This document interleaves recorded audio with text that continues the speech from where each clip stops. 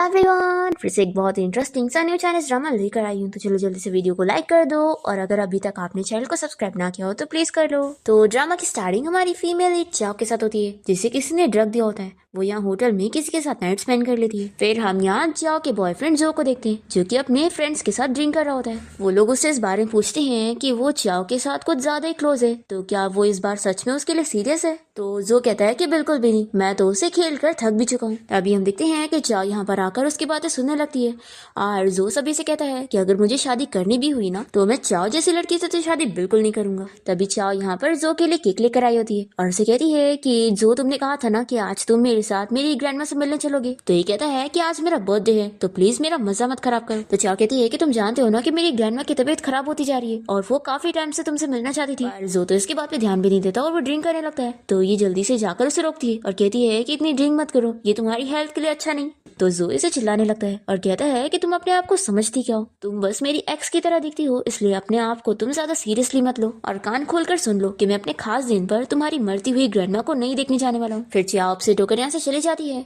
तो जो के फ्रेंड उसे कहने लगते हैं कि क्या तुम उसे मनाने नहीं जाओगे। तो ये कहता है कि उसकी जरूरत ही नहीं है, ये कुछ दिन बाद खुद ही मेरे पास वापस आएगी। फिर हम देखते हैं कि चाओ रोते हुए यहाँ से जा रही होती है और वो जो की सारी बातें याद करती है और सोचती है कि हम 6 साल से डेट कर रहे थे, लेकिन उसकी नजर में मैं सिर्फ एक सब्स्टिट्यूट हूँ और कुछ भी नहीं। फिर चाओ को उसकी मॉम की कॉल आती है और चाओ की मॉम उसे कहती है कि आखिर तुम मेरी अरेंज की हुई ब्लाइंड डेट पर क्यों नहीं गई। देखो अभी कंपनी की कंडीशन ठीक नहीं चल रही है, तो एक रिच बंदे से शादी कर लो और अपनी फैमिली की हेल्प करो, इसमें तुम्हारा भी फायदा है और फैमिली का भी। चाओ अपनी मॉम को चिल्लाने लगती है कि आप तो बस अपने फायदे का ही सोचती हैं। और फिर चाओ हॉस्पिटल में अपनी ग्रैंडमा से मिलने जाती है।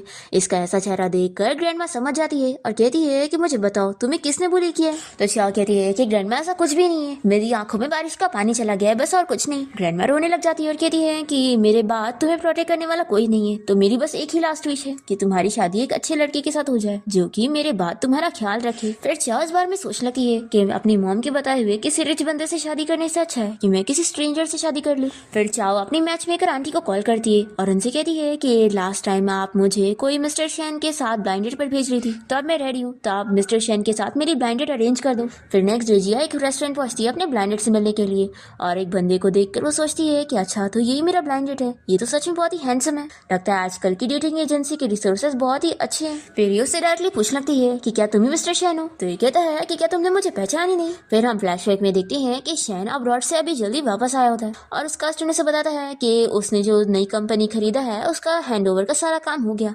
और वो ये भी बताता है कि डेटिंग एजेंसी से कॉल आया कि मिस चाओ आपके साथ फिर से ब्लाइंड डेट पर जाना चाहती हैं। चाओ तो शेन को पहचानती नहीं है पर सोचती है कि उसकी आवाज जानी पहचानी है। वो पूछती है कि क्या हम दोनों पहले कहीं मिल चुके हैं, तो ये समझ जाता है कि इसने मुझे सच में नहीं पहचानी। फिर ये इसे झूठ बताता है कि नहीं, हम दोनों पहले कभी नहीं मिले। फिर चाओ अपने आप को इंट्रोड्यूस करने लगती है और बताती है कि मैं तुम्हारी ब्लाइंड डेट हूँ और मेरा नाम चाओ है। वो अपनी सारी डिटेल्स वगैरह बताती है और कहती है कि मेरे डैड नहीं है और मेरी मॉम की दोबारा शादी हो चुकी है और मैं अपनी ग्रैंडमा के साथ रहती हूँ, लेकिन अभी इस वक्त मेरी ग्रैंडमा बीमार है तो मैं उनका ख्याल रख रही हूँ और तुम इस बात की फिक्र मत करो, अपनी ग्रैंडमा की मेडिकल फीस मैं जॉब करके भर रही हूँ और मैं जल्द से जल्द शादी अपनी ग्रैंडमा की वजह से करना चाहती हूँ क्योंकि ये मेरी ग्रैंडमा की विश है कि मेरी शादी हो जाए। फिर शेन अपने बारे में बताने लगता है कि मैं एक कंपनी में जॉब करता हूँ और मेरे पास खुद की घर भी है और कार भी, और मेरे पेरेंट्स जिंदा है पर साथ नहीं रहते और मैं भी शादी इसलिए करना चाहता हूँ क्योंकि मेरे पेरेंट्स मुझे फोर्स कर रहे हैं।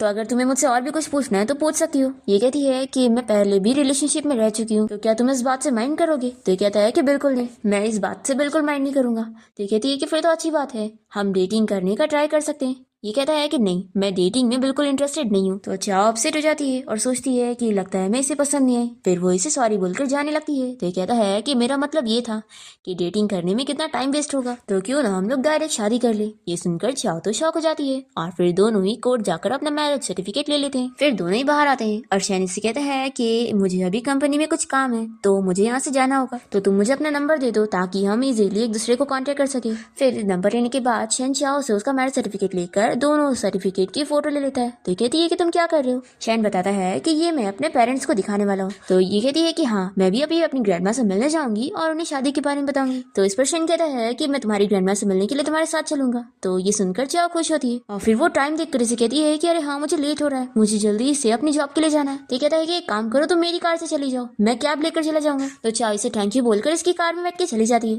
दूसरी तरफ हम देखते हैं कि कंपनी के सभी एम्प्लॉइज बाहर खड़े होते हैं कंपनी के न्यू बॉस का वेलकम करने के लिए। और इन लोगों को पहले से पता होता है कि न्यू बॉस की कार कौन सी होने वाली है। तो जैसे ही चाओ यहाँ पर शैन की कार लेकर पहुंचती है और वो बाहर निकलती है, तभी सभी एम्प्लॉय उसे मिस्टर शैन बोलते हुए वेलकम करने लगते हैं। पर फिर उसे देखकर शॉक हो जाते हैं और पूछते हैं कि हमारे नए बॉस कहाँ पर है। तो कहती है कि मुझे नहीं पता। तभी चाओ की एक कलीग उसकी बुराई करने लगती है कि अच्छा, अभी तुम्हें यहाँ पर काम करे हुए कुछ ही दिन नहीं हुए कि तुमने इतनी जल्दी किसी रिच बंदे को ढूंढ ली और उसकी कार में आ रही हो। और जब हमारे डायरेक्टर ने तुम्हें ऑफर किया था तो तुम कितना मना कर रही थी। चाओ कहती है कि आखिर मैंने क्या गलत की, मैं एक मैरिड मैन से दूर रहना चाहती हूँ, तो ये चीज नॉर्मल है। तो इसकी कलीग कहती है कि तुम अच्छी बनी की एक्टिंग करना बंद करो, मैं तुम जैसी लड़कियों को अच्छे से जानती हूँ, तुम अपना यंग और प्रिटी होने का फायदा उठा रही हो। तो चाओ कहती है कि कॉम्प्लीमेंट के लिए शुक्रिया और वो अंदर जाने लगती है। और फिर वो जब यहाँ ऑफिस में होती है तभी वो सभी कलीग्स को बातें करते हुए सुनती है जो कि कह रहे होते हैं कि कंपनी का जो न्यू प्रेसिडेंट है वो बहुत ही हैंडसम है। और ये लोग उसकी फोटो भी देखने लग जाते हैं और बातें करते हैं कि उसके बारे में रूमर फैली है कि वो मैरिड है। तो ये लोग अपसेट हो जाते हैं कि यानी हमारे पास तो कोई चांस ही नहीं।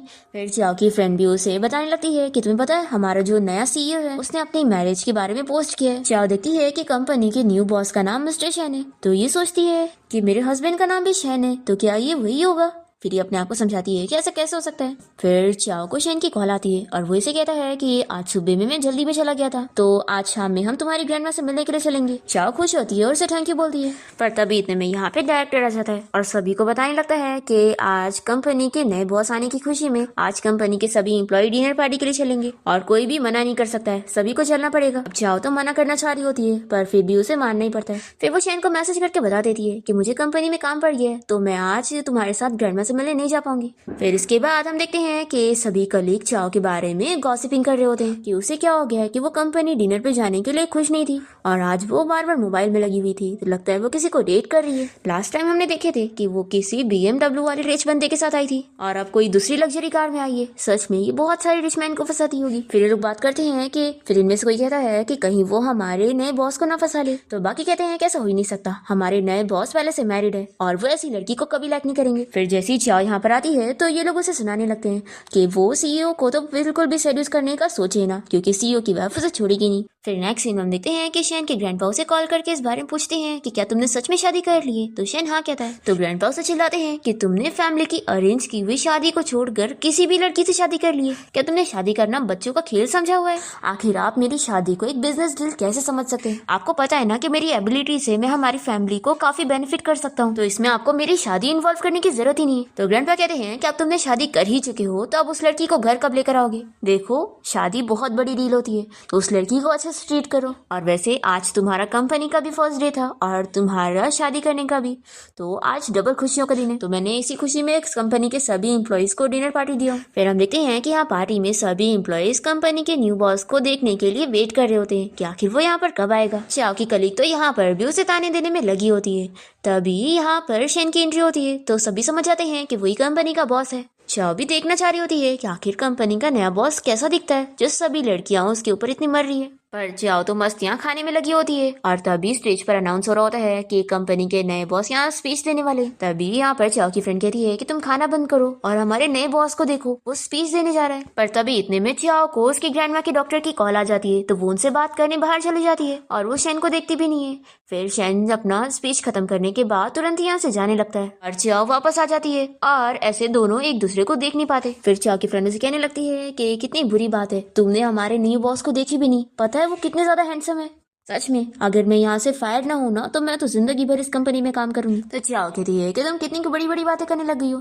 फिर इसके बाद सभी एम्प्लॉयज मिलकर ट्रूथ और डायर का गेम खेलने लग जाते हैं और चाओ की कलीग जानबूझ के उसे डाई दे देती है और उससे सवाल करती है कि लास्ट टाइम उसने किसी मैन के साथ कब नाइट स्पेंड करी थी। चाओ अपना 1 नाइट स्टैंड याद करने लगती है और वो कुछ कह नहीं पाती। फिर वो पनिशमेंट के तौर पे खुद ही एक कप ड्रिंक कर लेती है। फिर चाओ की कलीग उसे परेशान करने के लिए जानबूझ के उसे वापस से काट देती है। तो इस बार चाओ ट्रूथ नहीं बल्कि डायर चुनती है। तो ये अपने किसी बंदे को मैसेज कर देती है कि वो तुरंत ही यहाँ पर आए और फिर ये चाओ को टास्क देती है कि अब जो भी मैन डोर खुलते के साथ ही यहाँ पर आएगा तुम्हें उसका बेल्ट उतारना है। और ये बोलकर ये लोग हंसे जा रहे होते हैं। चाओ की फ्रेंड उसे कहती है कि हमें ये गेम नहीं खेलना चाहिए और यहाँ से चलना चाहिए, ये लोग तुम्हें कुछ ज्यादा ही बुली कर रहे हैं।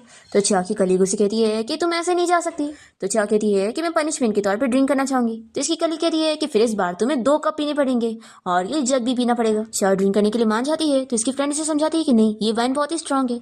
पर चाओ नहीं मानती और वो सारी ड्रिंक कर लेती है और फिर वो ड्रंक हो जाती है और उसे चक्कर आने लगता है। तो ये अपनी फ्रेंड से कहती है कि मैं अपने घर जा रही हूँ। पर तभी इतने में यहाँ पर शैन आ जाता है और वो चाओ को ऐसे हाल में देखकर पूछता है कि यहाँ पर क्या चल रहा है। चाओ इसे देखती है और सोचती है कि ये तो मेरा नया हस्बैंड है ना, जिसके साथ मैंने आज ही मैरिज सर्टिफिकेट ली थी। फिर चाओ को अपनी कलीग की मिशन याद आने लगती है कि अब जो भी मैन यहाँ पर आएगा उसे उसकी बेल्ट लेनी है। फिर ये से कहती है कि क्या तुम मेरी हेल्प कर सकते हो, मुझे तुम्हारी बेल्ट चाहिए। ये सुनकर ये शौक तो होता है पर हाँ कह देता है। सभी एम्प्लॉयज चाओ से कहने लगते हैं कि क्या वो पागल हो गए, ये आखिर वो बॉस के साथ ऐसे कैसे बात कर सकती है। फिर चाओ यहाँ पर शेन का बेल्ट निकालने की कोशिश करती है पर उसे निकल ही नहीं रहा होता है। तो शेन कहता है कि कोई बात नहीं, मैं तुम्हारी हेल्प करता हूँ और फिर वो उसे अपना बेल्ट निकाल कर दे देता है और फिर ये सभी को दिखाती है कि मैंने मिशन पूरा कर ली। फिर यहाँ पे डायरेक्टर आ जाता है और चाओ को ऐसे करते हुए देखकर चिल्लाने लगता है कि तुम यहाँ पर क्या कर रही हो, तुम्हें पता भी है ये हमारे बॉस मिस्टर शेन है। तभी बीच में जल्दी से चाओ की फ्रेंड आ जाती है और शेन से कहने लगती है कि बॉस प्लीज आप गुस्सा मत होना, हम लोग ट्रूथ और डेयर का गेम खेल रहे थे और चाओ बहुत ही ड्रंक हो गई। फिर चाओ की फ्रेंड से कहने लगती है कि तुम जल्दी से मिस्टर शेन को थैंक यू बोल दो। तो चाओ शेन से कहती है कि हस्बैंड थैंक यू।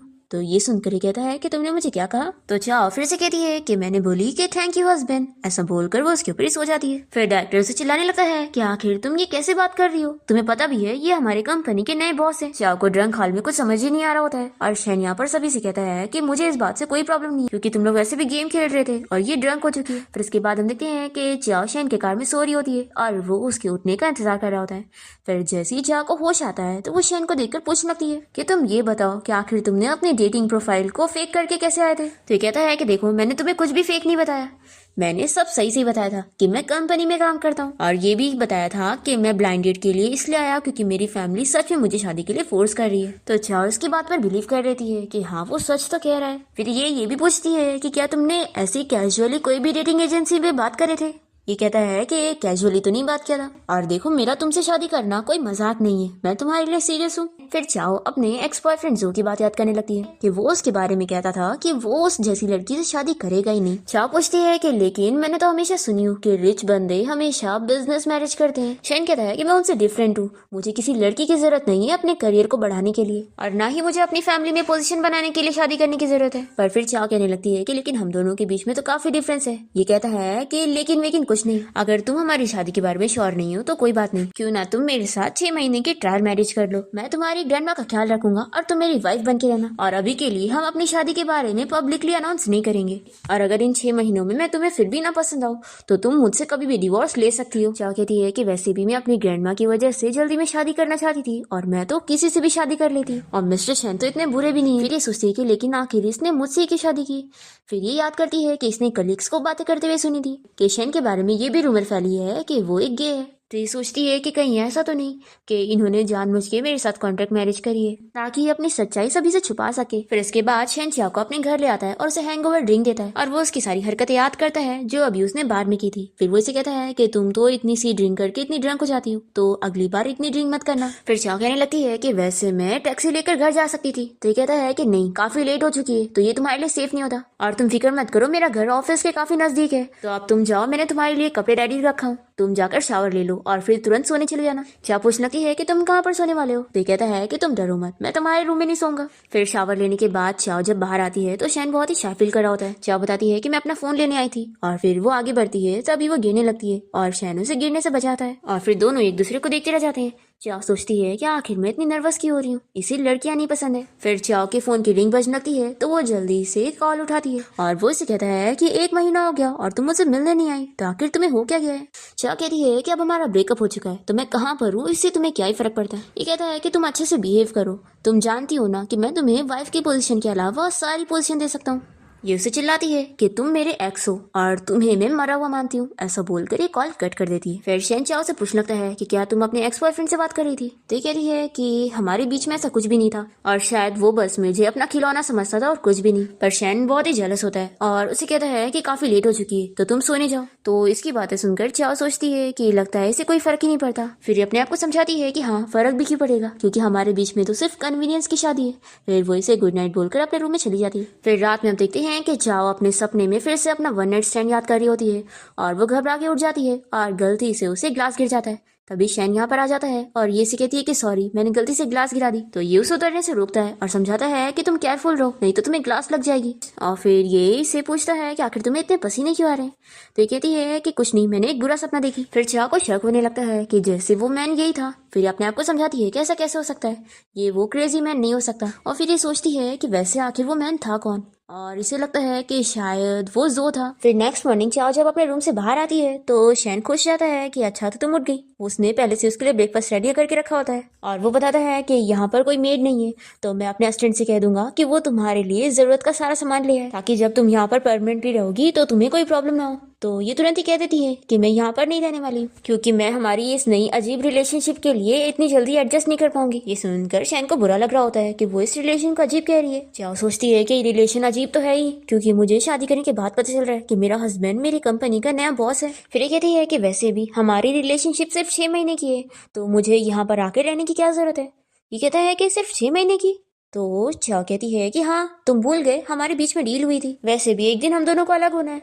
तो ये गुस्सा होने लगता है कि क्या हम दोनों को अलग होना है। चाओ सोचती है कि ये हर बात को रिपीट क्यों कर रहा है। फिर शैन गुस्सा तो होता है पर उसे दूध ला के देता है और कहता है कि चलो हमारी रिलेशन सिर्फ 6 महीने की है तो क्या हुआ, लेकिन इन 6 महीनों तक तुम मेरी वाइफ हो, तो क्या तुम इस ड्यूरेशन में एडजस्ट होने का ट्राई भी नहीं करोगी, अपनी इस नई आइडेंटिटी को अपनाने का नहीं सोचोगी। देखो तुम यहीं पर ही शिफ्ट हो जाओ और मेरे साथ रहो। फिर दोनों जन कार में आके बैठते हैं और ये से कहता है कि आज मैं तुम्हारे साथ तुम्हारी ग्रैंडमा से मिलने चलूंगा और फिर उसके बाद ही मैं ऑफिस जाऊंगा। तो ये थैंक यू कहती है। फिर इसी बीच में शैन को उसके फ्रेंड फू का कॉल आ जाता है, तो वो उसे कहता है कि आखिर तुमने मुझे इस वक्त क्यों कॉल किया। तो फू कहता है कि आखिर तुम मुझ पे क्यों गुस्सा हो रहा है, और वैसे ये बता कि तुमने फेक शादी किया है ना, मुझे नहीं लगता कि वो मैरिज सर्टिफिकेट रियल होगी, क्योंकि आखिर तू ऐसे कैसे शादी कर सकता है। शैन कहता है कि तू फिक्र मत कर, मैं तेरे को अपनी मैरिज सर्टिफिकेट पर्सनली ला के दिखाऊंगा, फिर तू टेस्ट कर लेना कि वो रियल है कि नहीं। फिर इसका फ्रेंड यकीन कर लेता है और कहता है कि यानी तूने सच में शादी किया है, फिर आखिर उस लड़की का क्या जिसे तू लाइक करता है। तो शैन चाओ को देखते हुए अपने फ्रेंड से कॉल पर बताने लगता है कि अब मेरी शादी हो चुकी है, तो अब मैं सिर्फ अपनी वाइफ से प्यार करता हूँ। चाओ इसकी सारी बातें सुन रही होती है और वो सोचती है कि आखिर ये अचानक से ऐसी बातें क्यों कर रहा है। फिर इससे पूछने लगती है कि अभी तुम किससे कॉल पे बात कर रहे थे। तो ये बताता है कि वो बस मेरा फ्रेंड है और उससे पता चल गया है कि मेरी शादी हो गई। फिर इसके बाद चाओ जब कार से बाहर निकलने लगती है तब ये उसकी हेयर टाई यहीं पर गिर जाती है, तो वो उसे उठा के देता है। चाओ इसे फिर से अपने बाल में बांधने लगती है और बताती है और उसे बताती है कि मेरी ग्रैंडमा हमेशा इसे मेरे बाल में लगाती थी, तो इसलिए मैं भी इसे यूज करती हूँ। शैन कुछ कह ही नहीं रहा होता है, तो ये सोचती है कि क्या ये अच्छा नहीं लग रहा है, तो फिर मैं इसे निकाल देती हूँ। तो कहता है कि नहीं, ये बहुत ही ब्यूटीफुल है। फिर चाओ खुश होकर यहाँ से चली जाती है और शैन फिर से उस रात के बारे में याद करके सोचता है कि ये मुझे कम्प्लीटली भूल चुकी है। फिर दोनों ही साथ में हॉस्पिटल की तरफ जाने लगते हैं और चाओ रुक कर इसे कहने लगती है कि वैसे मैं एक अच्छी एक्टर नहीं हूँ, तो हम लोग को पहले एक साथ प्रैक्टिस कर लेनी चाहिए। शैन पूछता है कि तुम कैसे प्रैक्टिस करना चाहती हो, तो चाओ बहुत ही शाय फील करते हुए उसे हस्बैंड कहती है और दूसरी तरफ फेस कर लेती है। शैन तो खुश जाता है पर चाओ को लगता है कि मैंने बहुत गलत बात बोल दी। फिर शैन कहता है कि हनी तुम फिक्र मत करो, मैं तुम्हारी ग्रैंडमा के सामने अच्छे से एक्टिंग करूंगा। फिर इसके बाद चाओ यहाँ पर शैन को अपनी ग्रैंडमा से मिलवाती है और शैन ग्रैंडमा को गिफ्ट में ब्रेसलेट देता है, जिसे देखकर ग्रैंडमा लेने से मना कर रही होती है, पर वो कहता है कि अब मैं आपका ग्रैंडसन इन लॉ हूं, तो आपको लेना पड़ेगा। फिर ग्रैंडमा चाओ और शैन का हाथ पकड़ा देती है और कहती है कि अब मैं बहुत ही खुश हूँ कि चाओ का ख्याल रखने वाला कोई है। फिर अपनी ग्रैंडमा को रोते देखकर चाओ भी रोने लग जाती है। फिर इसके बाद शैन बाहर आता है और अपने असिस्टेंट को ऑर्डर देता है कि चाओ की ग्रैंडमा को एक प्राइवेट हॉस्पिटल में शिफ्ट करो और उनके लिए एक बेस्ट डॉक्टर का अरेंजमेंट करो। फिर चाओ बाहर आकर शैन को थैंक यू कहती है, तो कहता है कि हमारे रिलेशनशिप में थैंक यू बोलने की जरूरत थी। चाओ सोच लगती है कि आखिर हमारा कौन सा रिलेशनशिप, कॉन्ट्रैक्ट मैरिज वाला या फिर बॉस और एम्प्लॉय वाला, और वैसे अब हम कंपनी में इस रिलेशनशिप को कैसे हैंडल करेंगे। फिर नेक्स्ट सीन में हम देखते हैं कि चाओ अपने ऑफिस में होती है, तभी यहाँ पर इसकी कलीग आकर इसकी बेइज्जती करने लगती है और कहती है कि आखिर तुम्हारी हिम्मत कैसे बढ़ गई थी कि तुमने बॉस का बेल्ट ले ली। तो चाओ कहती है कि उस वक्त मैं ड्रंक थी। तो इसकी कलीग कहती है कि हाँ, ड्रंक होने के नाम पर तुम बॉस को सेड्यूस कर रही थी, लेकिन लगता है कि इस चक्कर में तुम इस बारे में तो भूल ही गई कि तुम्हारा वो पुराना लवर बाहर कार लेकर तुम्हारा वेट कर रहा है। चाओ कहती है कि तुम किसकी बात कर रही हो। तो इसकी कली कहती है कि लगता है तुम्हारे इतने सारे लवर है कि तुम्हें याद भी नहीं रहता। फिर चाओ तुरंत ही यहाँ कंपनी के बाहर आती है और देखती है कि जो से मिलने आए। वो इसे कहता है कि क्या अब तुम खुश हो, मैं यहाँ पर खुद तुम्हें पिकअप करने आ गया, तब फालतू गुस्सा होना छोड़ दो। तो चाओ कहती है कि जो मुझे तुम्हें कितनी बार बताना पड़ेगा कि हमारा ब्रेकअप हो चुका है। तो ये इसका हाथ पकड़ लेता है और कहता है कि तुम कार में बैठो फिर हम बात करते हैं, पर चाओ नहीं मानती और कहती है कि हम यहीं पर बात करेंगे। और फिर वो इसे क्लियर करती है कि देखो अब मेरे और तुम्हारे बीच में कुछ भी नहीं है और मैं अब किसी और को लाइक करती हूँ, तो हमारा कोई रिलेशनशिप नहीं हो सकता है। जो कहने लगता है कि मुझे बिल्कुल बिलीव नहीं कि तुम जिसके साथ ब्लाइंड डेट पर गई तुम उसे लाइक करने लग गई हो, ऐसा कैसे हो सकता है। ये कहती है कि मुझे कोई फर्क नहीं पड़ता कि तुम्हें बिलीव है कि नहीं, तुम ये बताओ कि तुम यहाँ पर क्यों आए हो। तुम्हारे फ्रेंड ने मुझे सब कुछ बता चुका है, कि तुम्हारी पहले से ही गर्लफ्रेंड थी और मैं बस तुम्हारी सब्स्टिट्यूट थी, तो तुम्हें मेरी कमी इसलिए महसूस हो रही है क्योंकि तुम खुश नहीं हो कि मैं तुम्हें छोड़कर कैसे चली गई, और मुझे पता है कि तुम मुझे लाइक नहीं करते, इसलिए मुझे तुमसे कोई रिलेशन नहीं रखना है। जो कहता है कि तुम्हें क्या लगता है तुम ऐसे बोल दोगी और हमारे बीच में सब कुछ खत्म हो जाएगा। ये कहती है कि तुमने जो सारी गिफ्ट मुझे दिए थे वो मैं तुम्हें वापस कर दूंगी। तो जो चिल्लाने लगता है कि तुम्हें क्या लगता है मुझे उन गिफ्ट की पड़ी है। फिर चाव यहाँ से जाने को करती है तो ये इसे रोकता है और इसे फोर्सली किस करने की कोशिश करता है, तो चाव इसे मारती है और जल्दी से अपनी कंपनी में चली जाती है। तभी हम देखते हैं कि शैन ऊपर से ये सब देखते हुए बहुत ही जेलस फील कर रहा होता है और ये सारी चीजें यहाँ डायरेक्टर भी देख लेता है। शैन का स्टूडेंट पूछता है कि बॉस क्या मैं जो को सबक सिखाऊं, तो शैन मना करता है कि नहीं, अभी तुम्हें कुछ करने की जरूरत नहीं है, अभी मेरी वाइफ को ही उसे हैंडल करने दो, बस तुम इसके ऊपर नजर रखो, अगर ये दोबारा कभी मेरी वाइफ को परेशान करेगा तो मैं इसे छोड़ूंगा नहीं। फिर नेक्स्ट सीन में हम देखते हैं कि चाव अपना काम कर रही होती है। तभी मैनेजर उसे आकर बताती है कि बॉस ने तुम्हें अपने ऑफिस में कोई काम के लिए बुलाया। तो चाव यहाँ जैसे शैन के ऑफिस में आती है तो वो डोर बंद करता है और इसका हाथ पकड़ के अंदर लाता है और कहता है कि ये लो, ये टी मैंने तुम्हारे लिए बनाया। ये पूछती है कि वैसे तुम्हें मुझसे और क्या काम था। मैनेजर ने मुझे कहा कि तुमने मुझे काम के लिए बुलाया। तो ये कहता है कि वो तो बस बहाना था, मैं यहाँ पर अपनी वाइफ को देखना चाहता था और अपने हाथों की बनाई हुई टी पिलाना चाहता था। और फिर शैन इसके क्लोज जाता है और उसे याद आ रहा होता है कि कैसे जो से फोर्सली किस करने जा रहा था। ये कहता है कि तुम डरो मत, अगर मैं तुम्हारे साथ कुछ करना भी चाहूँ ना तो कोई भी एम्प्लॉय यहाँ पर आने वाला नहीं है। फिर ये से बैठाता है और टी देने लगता है। चाओ तो इस बार में सोचने में लगी होती है कि वैसे ये सच में है बहुत ही हैंडसम और इसकी बॉडी भी अच्छी है। पर फिर वो अपने आप को होश में लाती है और ये पूछता है कि आखिर तुम इतना ब्लश क्यों कर रही हो। चा कहती है कि ऐसा बिल्कुल नहीं है, मैं तुम्हारे बारे में कुछ भी गलत नहीं सोच रही।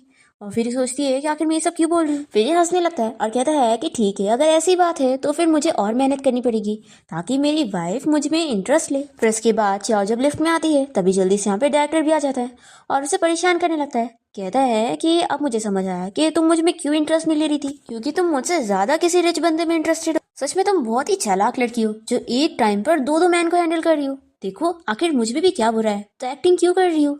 मेरे साथ रहकर भी तुम्हें फायदा ही है, मैं तुम्हें प्रमोशन दिला सकता हूँ। और देखो उन रिच लोग से दूर रहो क्योंकि वैसे भी वो बस तुम्हारा यूज कर रहे हैं और तुम्हें खिलौने से कम नहीं समझ रहे। चाओ कहती है कि देखो मुझसे दूर रहो, मेरे पास हस्बैंड है।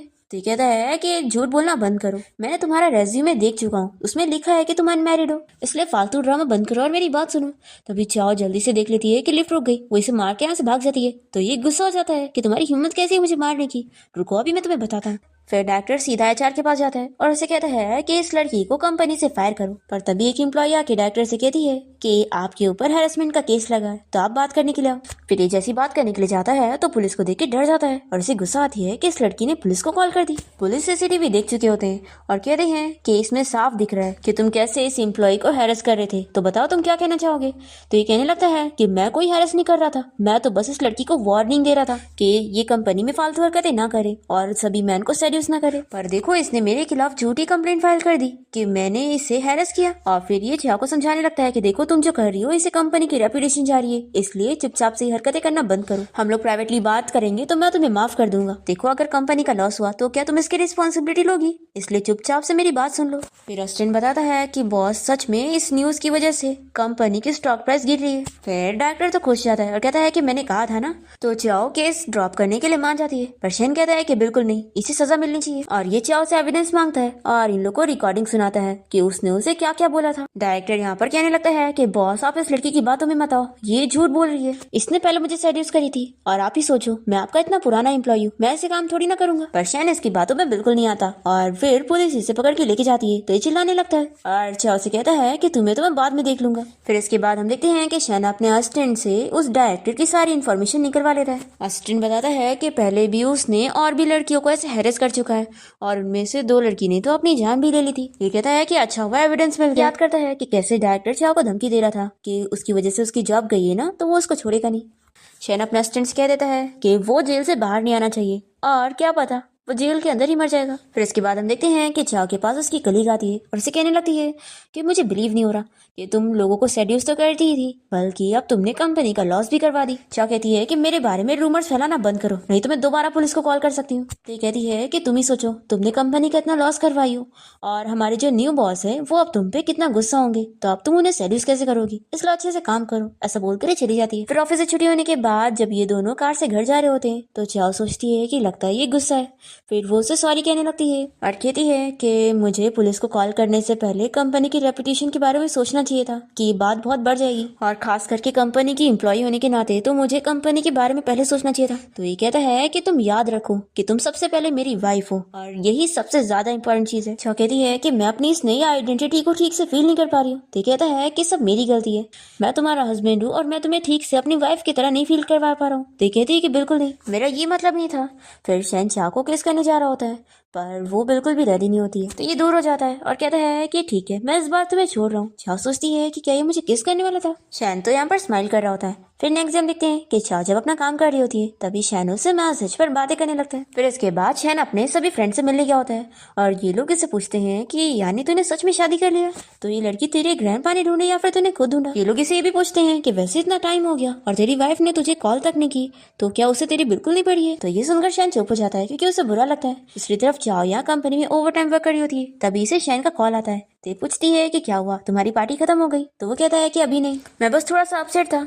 तो ये कहती है कि क्या हुआ है। तो शैन बताता है कि मेरे फ्रेंड्स ने मेरा मजाक उड़ाया कि मेरी वाइफ को मेरी बिल्कुल नहीं पड़ी है, तभी तो उसने मुझे एक कॉल भी नहीं की। चाओ सोचती है कि शायद मुझे अपनी वाइफ वाली ड्यूटी निभानी चाहिए जो कि मैं कर नहीं रही हूँ। शैन उसे कह देता है कि अभी मैं बहुत ही ड्रंक हो गया हूँ, तो क्या तुम मुझे पिक करने आ सकती हो। तो चाओ मान जाती है। हम देखते हैं कि जो भी यहाँ बार में होता है और वो सभी लड़कियों के साथ बैठ के ड्रिंक कर रहा होता है। तभी एक लड़की को देखकर उसे चाओ याद आ रही होती है जो कि उसे कह रही थी कि अब वो किसी और को लाइक करती है। ये बहुत ही अपसेट होता है और ये इस लड़की को चाओ समझकर किस करने जा रहा होता है, पर फिर इसे जैसे ही होश आता है तो ये इसे दूर कर देता है। हम देखते हैं कि चाओ यहाँ पर शैन को पिक करने के लिए आई होती है, लेकिन उसने मास्क पहनी थी ताकि उसके फ्रेंड्स उसे पहचान ना पाए। वो उसकी वाइफ बनने की अच्छे से एक्टिंग करने लगती है और उसका हाथ पकड़ के कहती है कि हस्बैंड अब हमें घर चलना चाहिए। तो शैन के सभी फ्रेंड्स कहने लगते हैं कि अच्छा तो ये तुम्हारी वाइफ है। ये लोग कहते हैं कि सिस्टर इन लॉ आखिर आपने मास्क क्यों पहनी हुई हो, हम लोग शैन के बहुत ही अच्छे फ्रेंड्स हैं।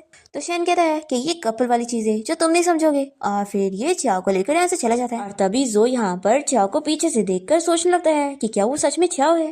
चाओ बाहर आते के साथ ही शैन को कहती है कि मुझे अब नीचे उतारो। ये कहती है कि देखो मैंने अपनी बेस्ट एक्टिंग करी और मैं इससे ज्यादा नहीं कर पाऊंगी। तभी इतने में यहाँ पर जो आ जाता है और उसे देखकर चाओ छुपने लगती है और शैन से कहती है कि चलो हम लोग जल्दी घर चलते हैं।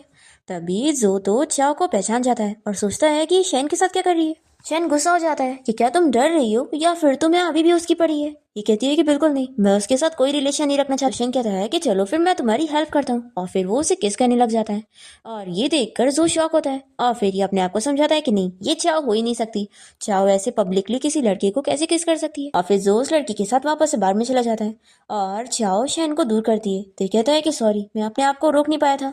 तो चाओ भी कहती है कि कोई बात नहीं, इसमें तुम्हारी गलती नहीं है। फिर शैन इसे कार में बैठाता है और फिर शैन चाओ के साथ उसके घर पे आ जाता है। तो कहती है कि इससे अच्छा है कि हम तुम्हारे घर पे चलते हैं क्योंकि मेरे घर पे कुछ भी नहीं है। तो कहता है कि कोई बात नहीं, मैं असिस्टेंट से कहकर जरूरत की चीजें मंगवा लूंगा, तुम जब तक शावर लेने जाओ। फिर चाओ जब शावर लेकर बाहर आती है तब ये देखती है कि असिस्टेंट यहाँ पर शैन को एक बैग दे रहा है। तो शैन ये चीज देखकर शॉक होता है और असिस्टेंट से कहता है कि मैंने तुम्हें ये लाने के लिए नहीं बोला था। तो असिस्टेंट तो जल्दी से यहाँ से भाग जाता है। फिर शैन का फ्रेंड से कॉल करके बता देता है कि उसने असिस्टेंट को कहकर ये चीज खरीदने के लिए बोला था। फिर चाओ शाई होकर जा रही होती है तभी शैन उसे रोकता है और कहता है कि अगर तुम रेडी नहीं हो तो मैं तुम्हें फोर्स नहीं करूंगा। चाओ कहती है कि ऐसी बात नहीं है, बस मैं अभी एडजस्ट नहीं हो पा रही हूँ कि हमारी शादी हुई है, लेकिन हाँ मैं तुमसे एक चीज कंफर्म करना चाहती हूँ कि क्या हमारी शादी एक कोइंसिडेंस है। फ्लैशबैक में भी दिखाते हैं कि चाओ मैच मेकर आंटी से मिलने जाती है और उन्हें थैंक्स करती है कि उन्होंने उसे इतने अच्छे ब्लाइंड डेट से मिलवाई। तो आंटी तो खुश होती है कि अच्छा तो तुम्हारा और उसका रिलेशन अच्छा चल रहा है, फिर तो अच्छी बात है। तुम्हें पता है मैंने तो मिस्टर शैन को इतनी सारी लड़कियों को प्रोफाइल दिखाई थी पर उन्होंने तो सिर्फ तुम्हें चुना। फिर फ्लैशबैक यहाँ पर खत्म होता है और शैनी से कहता है कि हाँ हमारे बीच में कोई कोइंसिडेंस नहीं है, और वो अपने मन में कहता है कि मैं तुम्हें काफी टाइम से लाइक करता हूँ। फिर शैन तो सो जाता है और चाओ उसके बारे में सोचने में लगी होती है और ये सोचती है कि क्या ये मुझे लाइक करता है, लेकिन हमें मिले हुए तो कुछ ही दिन हुए। फिर नेक्स्ट मॉर्निंग हम देखते हैं कि शैन चाओ की मेडिकल रिपोर्ट देख रहा होता है और इसे बहुत ही बुरा लगता है कि चाओ की मेमोरी लॉस हो गई है, लेकिन आखिर ऐसा क्यों हुआ कि ये सिर्फ मुझे ही भूल चुकी है। फिर हम देखते हैं कि चाओ को सपने में पुरानी चीजें याद आ रही होती है। तो जैसे ही उसे होश आता है तो वो शैन से पूछती है कि क्या हम लोग ब्लाइंड डेट से पहले मिल चुके हैं। तो कहता है कि आखिर तुम ये क्यों पूछ रही हो। तभी चाओ को उसकी मॉम की कॉल आ जाती है और वो उसे डिनर पे बुला रही होती है। तो चाओ कहती है कि मेरे पास टाइम नहीं है। तो चाओ की मॉम से धमकाने लगती है कि अगर तुम मेरी बात नहीं सुनोगी तो मुझे तुम्हारी ग्रैंडमा से बात करनी पड़ेगी। तो ये कहती है कि ग्रैंडमा बीमार है, ठीक है फिर मैं आपसे मिलने आऊंगी। चाओ याद करती है कि कैसे उसकी मॉम ने बचपन से ही उसे बहुत बुरी तरीके से ट्रीट करी है और उसे एक अनलकी लड़की समझी है। और फिर जैसे ही उनकी शादी एक रिच फैमिली में हो गई तो वो उस रिच फैमिली की डॉटर को अपनी बेटी की तरह समझती है। फिर इसके बाद हम देखते हैं कि चाओ अपनी मॉम से मिलने के लिए उनके घर पहुंचती है और यहाँ पर चाओ की मॉम उसकी स्टेप सिस्टर और उसकी सिस्टर के फियांसे से मिलवाती है, जो कि चाओ में काफी इंटरेस्ट ले रहा होता है। और ये चाओ की मॉम समझ जाती है। चाओ की सिस्टर अपने फियांसी से चाओ की बेइज्जती करने लगती है कि मिस्टर जो पहले उसे डेट कर रहा था और 6 सालों से यूज करने के बाद उसने उसे फेंक दिया। इसका फियांसी तो ये सुनकर और खुश हो रहा होता है कि अच्छा तो ये जो की गर्लफ्रेंड रह चुकी है, फिर तो ये और भी इंटरेस्टिंग है। चाओ को बहुत ही बुरा फील होता है और वो डिनर छोड़कर यहाँ से चली जाती है। तो इसके सिस्टर का फियांसी भी उसके पीछे यहाँ से जाता है। फिर चाओ की मॉम यहाँ पर उसके स्टेप सिस्टर को समझाती है कि तुम उसके पीछे मत जाओ, क्योंकि ये प्रोजेक्ट हमारे लिए बहुत इंपॉर्टेंट है। अगर वो चाओ में इंटरेस्ट ले रहा है तो हमें ये करना होगा, क्योंकि हमें प्रोजेक्ट में फायदा होगा। तो ये कहती है कि मॉम अगर चाओ ने उसे सेड्यूस करी तो और वो उसे लाइक करने लग गया तो कहती है कि इस बात से कोई फर्क नहीं पड़ता, क्योंकि वो चाओ जैसी लड़के से शादी नहीं करेगा और सिर्फ तुम ही उसकी वाइफ बनोगी, तो बिल्कुल फिक्र मत करो। दूसरी तरफ हम देखते हैं कि इसका फियांसी यहाँ चाओ के पीछे लगा होता है और उसे कहता है कि चलो मैं तुम्हें घर छोड़ देता हूँ। तो ये कहती है कि मुझसे दूर रहो, तुम मेरे सिस्टर के फियांसी हो ना, तो हद में रहो। पर ये तो जल्दी से चाओ को अपनी कार में बैठा लेता है और उसे हैरेस करने की कोशिश करता है। फिर चाओ को बचाने के लिए यहाँ पर शैन अपने हस्बैंड के साथ पहुंच जाता है। तो ये डर के मारे बाहर आता है और शैन से डिस्कस करता है कि लगता है हमारे बीच में कुछ मिसअंडरस्टैंडिंग हो गई है, आखिर तुम यहाँ पर मुझे मारने क्यों आए हो। शैन कहता है कि कोई मिसअंडरस्टैंडिंग नहीं है, मैं यहाँ पर तुम्हारे लिए आया हूँ। तो ये समझ जाता है कि लगता है चाओ इसकी मिस्ट्रेस है। तो ये कहता है कि अच्छा तो तुम यहाँ पर मेरी फियांसी की सिस्टर के लिए आए होंगे, देखो मैं तो बस उसे राइड दे रहा था और कुछ गलत नहीं करने वाला था। और ऐसा बोलकर ये जल्दी से चाओ को कार से बाहर निकाल देता है। फिर चाओ शैन को अपने पास करके उसे पीछे टर्न करने के लिए कहता है और इस बंदे को सबक सिखाता है। फिर दोनों ही कार में बैठे होते हैं और शैन सोचता है कि लगता है मैंने इसे डरा दिया। तभी चाओ कहती है कि अभी जो तुमने करे हो इससे तुम कोई प्रॉब्लम में तो नहीं फंस जाओगे। तो कहता है कि अच्छा तो तुम मेरी फिक्र कर रही थी। शैन कहता है कि देखो मेरी फिक्र करने की जरूरत नहीं है, मैं बिल्कुल ठीक हूँ और मुझे कुछ हो ही नहीं सकता, और वैसे तुम मेरी लिमिट्स का टेस्ट मत करना। ये पूछती है कि तुम्हें कैसे पता चला कि उसने मुझे लेकर गया। शैन कहता है कि तुम भूल गई, मैं तुम्हें पिक करने आ रहा था और तुमने मुझे रेस्टोरेंट का एड्रेस बताई थी। तो ये से थैंक यू बोलती है और कहती है कि मैं अगली बार केयरफुल रहूंगी। फिर चाओ जैसी घर पहुंचती है तो इसकी मम्मी से कॉल करके पूछती है कि आखिर तुमने अपने सिस्टर की फियांसी के साथ ऐसा क्या करी, वो ब्लाइंड कैसे हो गया। यहाँ पर उसकी स्टेप सिस्टर कहने लगती है कि मॉम अब वो बंदा ब्लाइंड हो चुका है, मैं ऐसे बंदे से तो शादी नहीं कर सकती। फिर ये जल्दी से फोन ले लेती है और चाओ को चिल्लाने लगती है। तो चाओ उसका कॉल कट कर देती है और फिर वो याद करने लगती है कि कैसे उसकी मॉम एक रिच फैमिली में शादी करने के लिए उसे छोड़कर चली गई थी। फिर रात में वो सपने में यही देखकर डर रही होती है। तभी यहाँ पर शैन उसके पास बैठा होता है। तो चाओ उसे देखते के साथ ही जल्दी से हक कर लेती है और उसे बताने लगती है कि मैंने अपने बचपन के बारे में सपना देखी।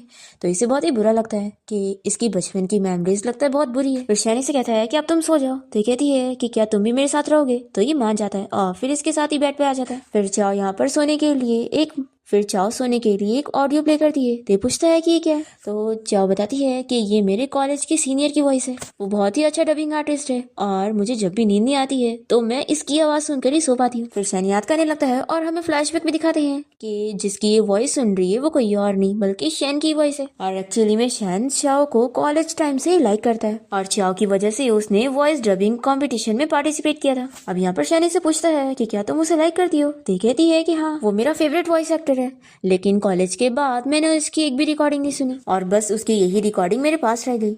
और वैसे तुम्हारी वॉइस और उसकी वॉइस भी थोड़ी मिलती जुलती है। शैन कहता है कि क्या पता मैं वही हुआ तो मुझे ध्यान से देखो। तो ये दूसरी तरफ फेस कर लेती है और कहती है कि नहीं, तुम वो कैसे हो सकते हो। फिर शैन कहने लगता है कि अगर ऐसे तुम दूसरों के बारे में सोचोगी तो मैं जेलस होऊंगा। फिर नेक्स्ट हम देखते हैं कि शैन को एक इवेंट का इनविटेशन आता है। तो ये चाओ के बारे में सोचकर कि वो उसका फेवरेट वॉइस एक्टर है तो वो इस इवेंट में जाने के लिए मान जाता है। चाओ ये जानकर बहुत ज्यादा खुश होती है कि उसका फेवरेट वॉइस एक्टर उस इवेंट में आने वाला है, तो वो अपनी फ्रेंड के साथ वहाँ पर पहुंचती है। फिर हम देखते हैं कि शैन जब इस इवेंट में पहुंचता है तो वो मास्क पहन के आया होता है ताकि चाओ उसे पहचान ना पाए। फिर यहाँ पर जो भी उसकी फैंस आई होती है ये उन सभी को ऑटोग्राफ देता है। चाओ तो इसे देखती रह जाती है और फिर वो तुरंत यहाँ से चला जाता है।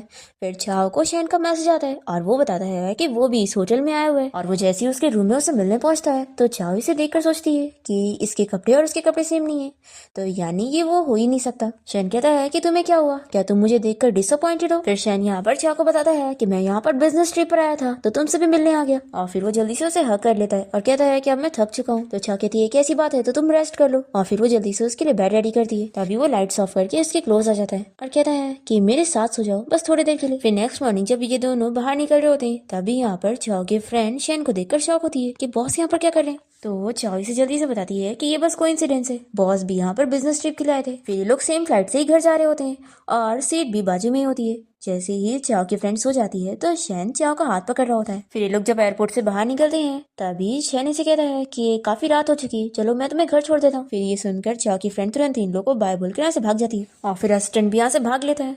तो चाओ शैन से कहती है कि ठीक है फिर मेरे घर पे चलते हैं, क्योंकि एयरपोर्ट से नजदीक है, तुम जल्दी से रेस्ट कर सकते हो। फिर ये लोग जैसे ही घर पे आते हैं तो शैन यहाँ पर जो के सारे गिफ्ट देख लेता है और चाओ सोचती है कि अरे हाँ, मैंने जो को ये सारे गिफ्ट रिटर्न करना तो भूल ही गई थी। ये पूछता है कि ये सारे गिफ्ट तुम्हारे एक्स बॉयफ्रेंड ने दिया है ना, तो ये हाँ कहती है। फिर ये बहुत ज्यादा जेलस हो जाता है कि लगता है अभी भी इसके दिल में वो है, और चाओ भी समझ जाती है कि लगता है ये जो की वजह से अपसेट हो गया, सच में वो एक बहुत बड़ी मुसीबत है। फिर नेक्स्ट डे हम देखते हैं कि चाओ ये सारे गिफ्ट्स को डिलीवर करवा देती है और जो तक पहुंचा देती है और उसे कॉल करके कह देती है कि अगर तुम्हें इन गिफ्ट्स को नहीं लेना तो इन्हें फेंक देना और दोबारा मुझे कभी कॉन्टेक्ट मत करना। फिर जो बहुत ही अपसेट हो जाता है और इसके बाद उसे अपने फ्रेंड से इस बारे में पता लगता है कि 1 साल पहले उसी ने चाओ को ड्रग दिया था और उसे कहा था कि यहाँ पर जो आने वाला है, तो वो उसका वेट कर रही थी। और फिर उस दिन होटल में शैन आ गया था, तो चाओ ने जिसके साथ नाइट स्पेंड करी थी कोई और नहीं शैन था। जो ये सब जानने के बाद अपने फ्रेंड पे गुस्सा करता है कि आखिर उसी की वजह से ये सारी चीजें हुई। फिर हम देखते हैं कि चाओ अपनी ग्रैंडमा से मिलने हॉस्पिटल गई होती है और तभी इसे यहाँ पर जो मिल जाता है। वो भी यहाँ पर हॉस्पिटल में एडमिट था और वो इसे कहता है कि क्या तुम्हारी ग्रैंडमा यहाँ पर है, तुम हमेशा चाहती थी ना मैं उनसे मिल लूं। दूसरी तरफ हम देखते हैं कि शैन का असिस्टेंट उसे इस बारे में बता देता है कि जो चाओ से मिलने के लिए हॉस्पिटल गया हुआ है। फिर हम देखते हैं कि चाओ तो यहाँ पर जो से कह देती है कि अब तुम मेरी ग्रैंडमा से मिलने की जरूरत नहीं है, तुम यहाँ से जा सकते हो। फिर जो से ज्यादा आर्ग्यूमेंट नहीं करता और यहाँ से चला जाता है।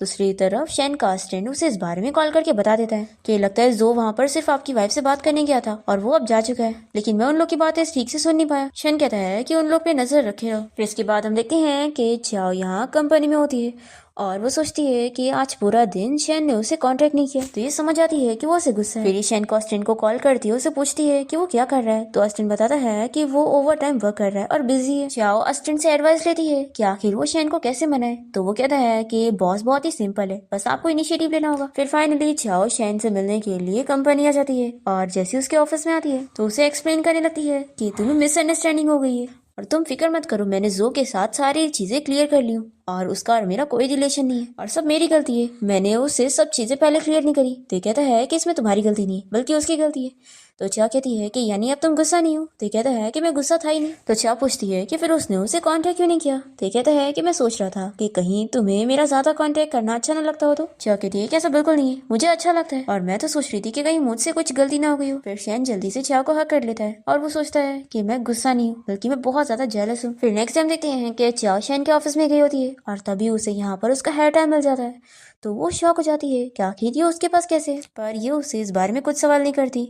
और शैन को भी पता लग जाता है कि उसने वो हेयर टाई देख ली। नेक्स्ट सीन में हम देखते हैं कि जो यहाँ शैन से मिलने गया होता है और उसे कहता है कि मेरे और चाओ के बीच में तो मिसअंडरस्टैंडिंग हो गई है और तुमने इस बात का फायदा उठाया और हमारे बीच में आए। देखो तुम समझ लो, चाओ मुझसे बदला लेने के लिए तुम्हारे साथ है तो क्या हुआ, वो तुमसे प्यार नहीं करती है। शैन इसकी बातों पे ध्यान नहीं दे रहा होता है। तो जो कहता है कि सोचो अगर उसे एक दिन पता लगेगा कि उस रात उसके साथ तुम थे तो वो सोचो तुम्हारे साथ क्या करेगी। फिर शैन घर आने के बाद चाओ को सोते हुए देख रहा होता है, तभी वो उठ जाती है और उसे हेयर टाई के बारे में पूछने लगती है। इतने में उसे हॉस्पिटल से कॉल आती है कि उसकी ग्रैंडमा की क्रिटिकल कंडीशन हो गई है। फिर ये तुरंत ही शैन को लेकर हॉस्पिटल पहुंचती है। यहाँ पर उसकी ग्रैंडमा ऑपरेशन रूम में होती है और नर्स इन लोग को इस बारे में बताती है कि उसकी ग्रैंडमा की विश है कि वो अपने ग्रेट ग्रैंडसन को देखना चाहती है। फिर चाओ बहुत ज्यादा अपसेट होती है और फिर वो शैन से घर आने के बाद इस बारे में बात करती है कि उसे अपनी ग्रैंडमा की विश पूरी करने के लिए एक बेबी चाहिए। शैन भी इसके लिए मान जाता है। फिर नेक्स्ट डे हम देखते हैं चाओ जैसी हॉस्पिटल पहुंचती है तो यहाँ पर वो अपने डैड और अपने स्टेप मॉम को देख लेती है जो कि कुछ चुराने के लिए आए थे। तो उन्हें चिल्लाती है और अपने डैड से कहती है कि आप यहाँ पर क्या कर रहे हो, जब ग्रैंडमा को आपकी सबसे ज्यादा जरूरत थी तब तो आप उनके पास थे ही नहीं। फिर चाओ और उसके डैड के बीच में काफी आर्ग्यूमेंट होने लगता है और उसके डैड उसके ऊपर हाथ उठाने जा रहे होते हैं। तभी इतने में यहाँ पर शैन आकर उनका हाथ रोक देता है और उन्हें सबक सिखाता है कि वो उसकी वाइफ को नहीं मार सकते और वो ग्रैंडमा की सारी प्रॉपर्टी को डोनेट करवा देता है और कहता है कि ये आपको तो बिल्कुल नहीं मिलेगी। फिर ग्रैंडमा चाओ को बाहर जाने के लिए बोलती है और फिर ये शैन से बात करती है और उसे समझाती है कि वो चाओ का बहुत अच्छे से ख्याल रखे। तो कहता है कि आप फिक्र मत करो, चाओ मेरी वाइफ है और मैं उससे बहुत प्यार करता हूँ और मैं उसका अच्छे से ख्याल रखूंगा। ग्रैंडमा ये सुनकर बहुत खुश होती है और फिर वो मर जाती है। फिर चाओ को जब ये पता लगता है तो बहुत रोने लगती है और फिर अपने ग्रैंडमा के फ्यूनरल पर पहुंचती है और अपनी ग्रैंडमा को याद करके ये तो यहीं पर ही बेहोश जाती है। तो शैन जल्दी से अपने असिस्टेंट को कहकर अपने डॉक्टर को यहाँ पर बुलाता है और फिर चाओ ठीक हो जाती है और फिर वो यहाँ पर अपनी ग्रैंडमा के लिए फिर से रोने लगती है। तो शैन उसे कम्फर्ट करता है। फिर नेक्स्ट डे वो कंपनी में काम करने पहुंच जाती है। तो ये उसे कॉल करके कहता है कि कि तुम्हें वैसे आना नहीं चाहिए था, तो अगर तुम्हें थकान महसूस हो तो मैं तुम्हें घर छोड़ दूंगा। और फिर कॉल रखने के बाद शैन अपने असिस्टेंट को इस बारे में बताता है कि वैसे तो वो चाओ को कन्फेस करने वाला था और उसे सारा सच बताने वाला था, पर अभी वो ग्रैंडमा की वजह से अपसेट है, इसलिए वो थोड़े टाइम के लिए उसे नहीं बताएगा कि वो तो उसे काफी टाइम से लाइक करता है। फिर हमें फ्लैशबैक में दिखाने लगते हैं कि शैन चाओ का कॉलेज का सीनियर है और वो उसे कॉलेज टाइम से ही लाइक करता था, पर चाओ तो इसे जानती भी नहीं थी और शैन ने देख लिया था कि चाओ का कोई बॉयफ्रेंड है, इसलिए वो उसे कभी प्रपोज कर ही नहीं पाया। फिर वो जब अब्रॉड से वापस आता है तो उसे चाओ यहाँ होटल में मिल जाती है, और क्योंकि चाओ को किसी ने ड्रग दिया होता है तो वो शैन के क्लोज आकर उसे किस करने लग जाती है। तो चाओ की हेल्प करने के लिए वो उसके साथ नाइट स्पेंड कर लेता है, पर फिर चाओ का एक्सीडेंट हो जाता है जिसके बाद उसकी मेमोरी लॉस हो जाती है, तो उसे शैन के बारे में कुछ याद होता ही नहीं। फिर फ्लैशबैक यहाँ पर खत्म होता है और हम देखते हैं कि जो यहाँ पर चाओ को मिलने के लिए बुलाता है और वो इसे शैन के बारे में बता देता है कि 1 साल पहले शैन ने उसे ड्रग दिया था और वही वो बंदा है जिसके साथ उसने नाइट स्पेंड की थी। और वो ये भी बताता है कि वो ये सब मुझसे बदला लेने के लिए कर रहा है, तभी तो वो 1 साल बाद तुमसे मिलने आया और अपनी प्लानिंग से ही उसने तुमसे शादी की है और तुम उसके जाल में फंसती चली गई। फिर चाओ इस बारे में सोचने लगती है कि हाँ, उसका और शैन का मिलना कोई कोइंसिडेंस नहीं है। फिर ये शैन से जब इस बारे में पूछती है तो वो इसे सारी चीजें क्लियरली नहीं बताता है, जिसकी वजह से चाओ के माइंड में मिसअंडरस्टैंडिंग और बढ़ जाती है और ये शैन से डिवोर्स लेने तक का सोच लेती है। और फिर हम देखते हैं कि चाओ फिर भी जो के बातों में नहीं आती है और उसके पास नहीं जा रही होती है, तो ये उसे किडनैप कर लेता है और उसे समझाता है कि अगर वो उसकी नहीं हुई तो वो उसे शैन का भी नहीं होने देगा। फिर चाओ को सब पता लगता है कि जो ने सब उसे झूठ बताया था और इसने तो शैन को मिसअंडरस्टैंड कर लिए, उल्टा शैन ने तो उसकी कितनी बार जान बचाया है। फिर शैन को जब इस बारे में पता लगता है तो वो यहाँ पर चाओ को बचाने के लिए पहुंचता है और चाओ को बचाने के चक्कर में इसे इतनी ज्यादा चोट लग जाती है, पर तभी इसके गार्ड और असिस्टेंट आकर सारे लोगों से निपट लेते हैं कि फिर वो हॉस्पिटल में होता है और चाओ उसके होश आने का इंतजार कर रही होती है। जैसे ही उसे होश आता है तो चाओ यहाँ शैन के पास नहीं होती है, बल्कि उसे दूर से देख रही होती है और चाओ को लग रहा होता है कि वो शैन के लायक ही नहीं है, क्योंकि उसने उस पर ट्रस्ट नहीं करी और उसे गलत समझी। शैन भी यहाँ पर सोच रहा होता है कि मैंने चाओ को कुछ ज्यादा ही हर्ट कर दिया और उससे सारी चीजें छुपाया, इसलिए वो मुझसे गुस्सा है। फिर दोनों कुछ टाइम तक एक दूसरे से काफी दूर दूर रहते हैं, पर फिर फाइनली शैन चाओ से मिलने जाता है और उससे अपनी सारी मिसअंडरस्टैंडिंग क्लियर करता है और चाओ को भी ये पता लग जाता है कि वही उसका फेवरेट वॉइस एक्टर है और ये भी कि शैन इसे कॉलेज टाइम से लाइक करता था। शैन चाओ को प्रपोज करता है तो वो इसे हाँ कहती है। फिर इसके बाद दोनों ही बहुत ही हैप्पी लाइफ जी रहे होते हैं और फिर हम देखते हैं कि शैन चाओ को अपने ऑफिस में बुलाकर उसे किस कर रहा होता है और तभी यहाँ पर चाओ की कलीग इन दोनों को देख लेती है और इसे चाओ पर बहुत ही गुस्सा आती है कि इसने बॉस को भी सेड्यूस कर ली। फिर ये चाओ से बदला लेने के लिए कंपनी के इवेंट में माइक में अनाउंस करने लगती है और सभी को चाओ की असलियत के बारे में बता रही होती है कि वो कितनी बेकार लड़की है और उसने बॉस तक को सेड्यूस करी, तभी तो उसे प्रमोशन मिला है। फिर शैन जब यहाँ पर आता है तो वो मान जाता है कि हाँ, मेरा चाओ के साथ रिलेशन है, तो सभी एम्प्लॉयज बातें करने लगते हैं कि बॉस ने खुद ही एडमिट कर लिए कि इनकी एम्प्लॉय के साथ गलत रिलेशन है। पर फिर शैन बता देता है कि चाओ मेरी वाइफ है। ये लोग मान नहीं रहे होते हैं तो वो अपना मैरिज सर्टिफिकेट प्रूफ के तौर पे दिखा देता है और फिर इस एम्प्लॉय को भी फायर कर देता है जो कि हमेशा चाओ को बुली करती रहती थी। चाओ की फ्रेंड तो ये जानने के बाद बड़ी खुश होती है कि बॉस असल में उसकी फ्रेंड का हस्बैंड है। फिर शैन चाओ के साथ अपनी रिलेशनशिप को पब्लिक करने की खुशी में एक पार्टी रखता है और पूरी कंपनी के सभी लोग को इन्वाइट करता है। फिर दोनों ही पार्टी के बीच में बाहर आ जाते हैं और शैन उसे बताता है कि अब हम दोनों घूमने जाएंगे तुम्हारी फेवरेट जगह पर, और इसी के साथ इस ड्रामा की हैप्पी एंडिंग यहाँ पर हो जाती है।